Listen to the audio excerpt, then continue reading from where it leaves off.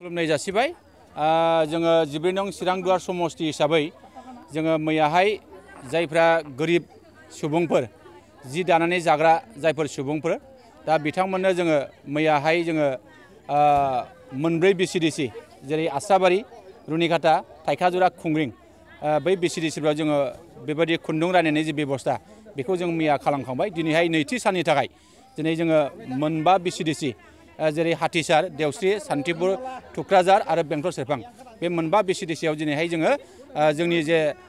मुलाम्फागिरि बिथांमोननो जोङो खुन्दुं राननायनि जे हाबाफारि बे सोलिगासिनो दङ आरो बिनि गेजेरजों आङो खोब गोजोननाय मोन्दों जाय बिथांमोनहा दिनै बे खुन्दुंखौ मोननो हादों बिथांमोनहा गोसो गोरबोजों बरायदों आरो बिथांमोनहा गावसिनि जिखिनि बे खुन्दुंखौ जि दानानै गावसिनि इयुननि थाखाय मोजांनि थाखाय बाहायगोन बेखौ जोंनिसिम खोथा होदों आरो जोंनो रोजा रोजा साबायखर जासिदों।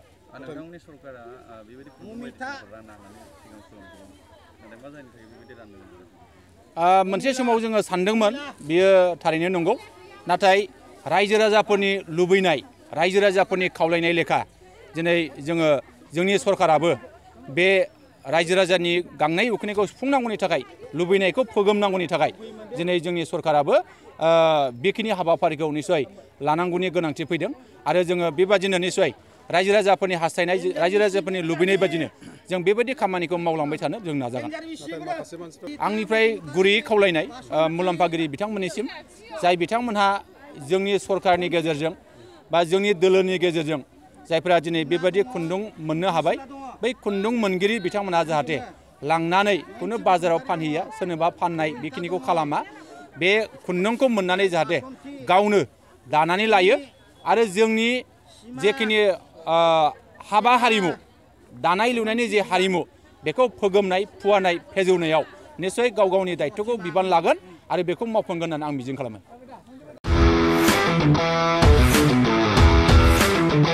गोजोनथाव खौरां टिभिएसनि गारि लानो गोसो गुदुं जानाय सुबुंफोरनि थाखाय मोनसे गोजोनथाव खौरां चिरां जिल्ला बिजनीनि बागुरुम्बा टिभिएस गारि श'रुमा नोंथांमोननि थाखाय दुर्गा फुजानि धामाका अफार लानानै फैदों।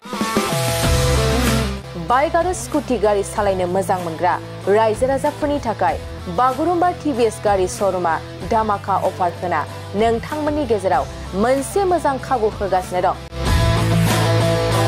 बिजनी स्टेट बेंकनि साखाथिनि सीआरपीएफ केम्पनि उल्था सोनाब फारसे थानाय बागुरुम्बा टिभिएस श'रुमाव डाउन पेमेन्ट होनानै नोंथाङा टिभिएसनि गारि लानो हागोन। नोंथांमोना बागुरुम्बा टिभिएस श'रुमाव फैनानै नोंथांनि लुबैनाय बायदि टिभिएसनि गारिखौ लांफैनो हागोन। टिभिएसनि गारि सालायनो मोजां मोनग्रा रायजो राजाफोरनि थाखाय बागुरुम्बा टिभिएस श'रुमा बेनि अनगायैबो गोबां मोजां अफार लाबोदों। बेफोर अफारफ्रानो जाबाय जेरै गंनै हेलमेट फ्रि फुल टिंकी पेट्रल फ्रि